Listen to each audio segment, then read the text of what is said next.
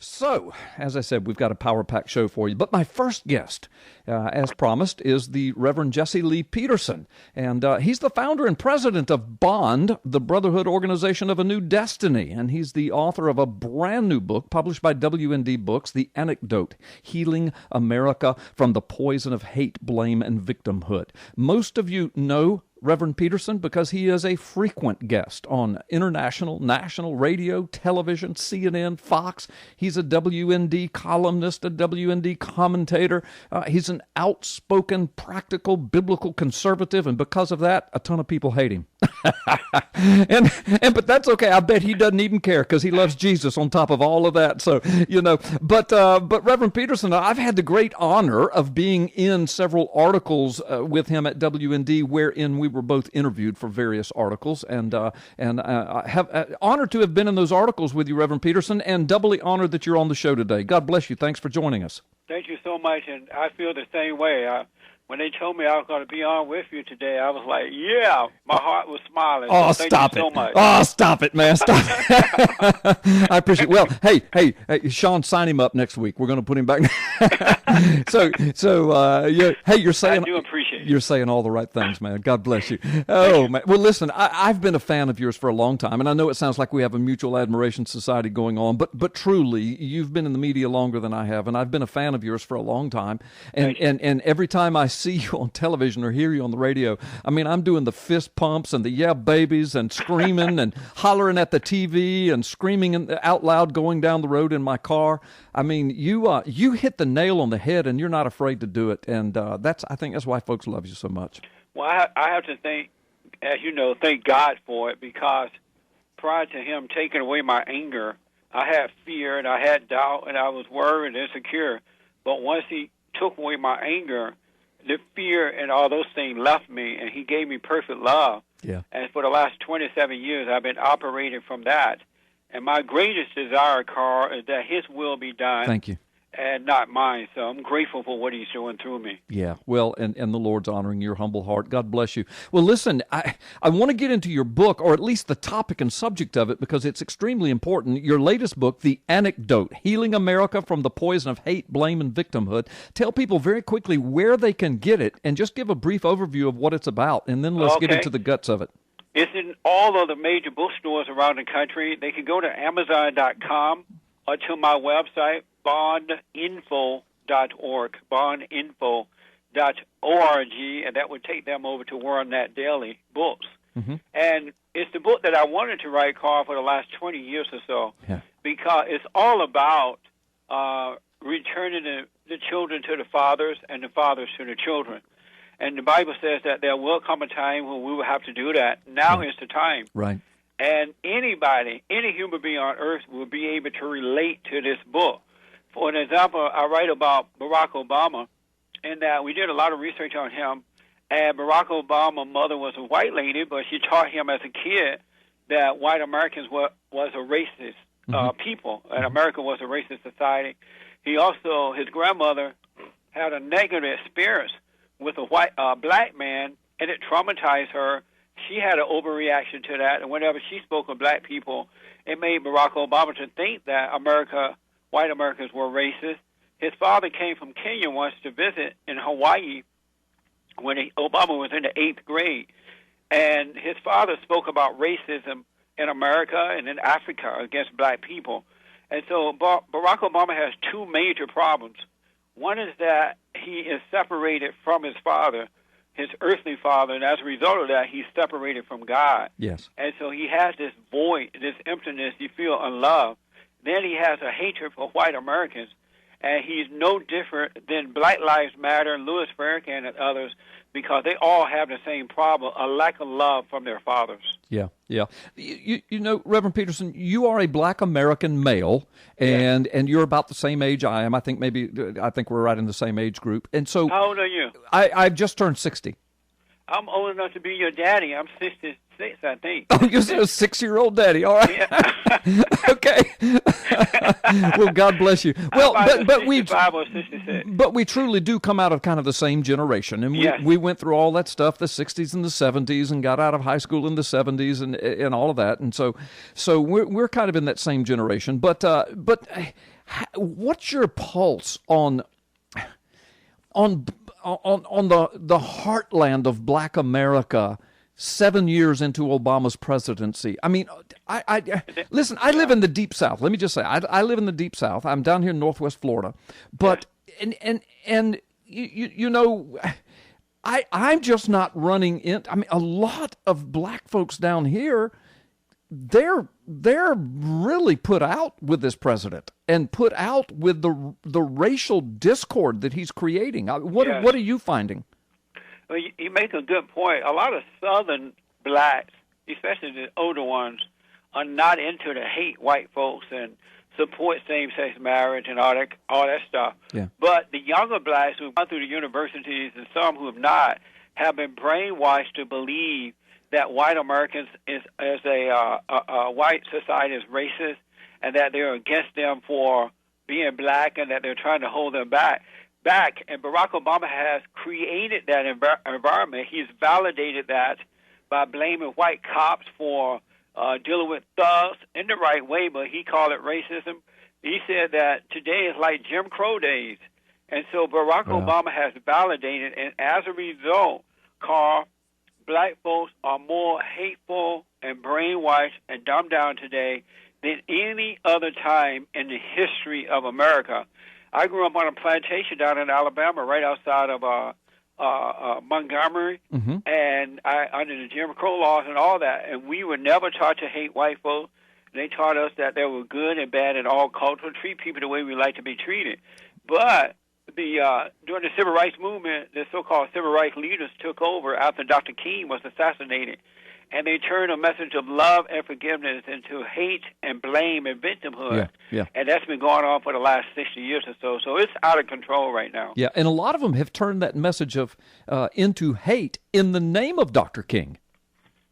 I know. Isn't that terrible? It Dr. is. King was not about hate, but they make him see that as though he was. I know. I've had Dr. Alveda King on my show before, and we've talked a lot about that. It's absolutely amazing. Well, you know, the historical revisionist. And isn't it amazing that the real haters are those who are accusing the rest of us of being haters? Without a doubt. And once the people read my book, I've been getting good feedback from it. I bet. I've been told that it made them mad when they read it, it made them sad, and then at the antidote, it made them glad. Yeah. Because there is an answer to this problem. Yeah. And the one sad thing, Carl, is that white folks, not all, but most are afraid of being called racist. Yeah. And so they'll allow black Americans to go out of control like spoiled children.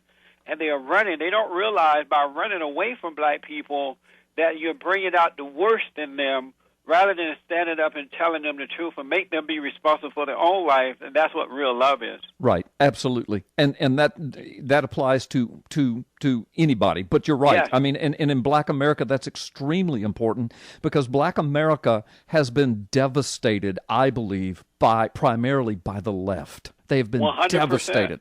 Their families, marriages, their self-identity, their self-worth. They've been devastated. A sense of entitlement into so much, not only Black America, but so much of Black America. You're right. It's killing the Black family and the Black culture and the Black communities. And the left, they are the ones that have done it. That's right. But then, at some point, as God requires of us, especially as adults, we got to take responsibility Yes. for our own failings.